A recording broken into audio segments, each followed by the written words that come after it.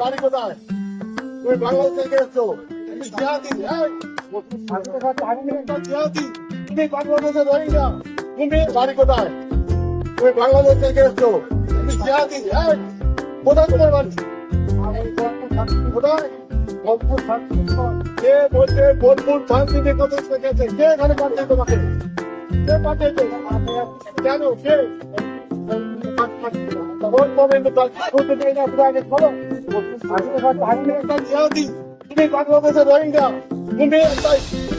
নাম উঠেছে এসআইআরে। দেশের নির্বাচন কমিশন সিলমোহর দিয়েছে তিনি ভারতেরই ভোটার, কিন্তু বিজেপি প্রার্থী তা মানতে নারাজ।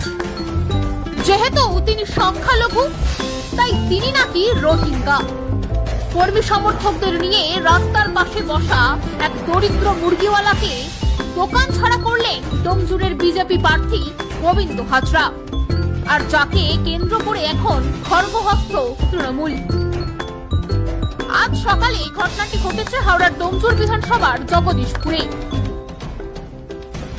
আরো একবার দেখাবো সেই ভিডিও। তোমাকে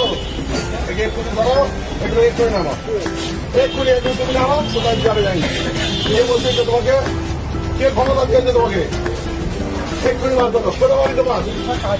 তুমি কে আছিস? করছো তুমি তৃণমূলের গোলটা বাড়িতে তোমাকে নিয়ে আসছে না? একদম এখানে বেরিয়ে যাও, সবাই না। এই কোনো জন্য কোনো স্লোগান দিতে হবে না। না ভাই, এত এখান থেকে সবাই কোথায় নিয়ে যাবে? এই পাল্লাটা যেন না দেখতে ভাই। এই ছাতা না, ছাতা না বলো।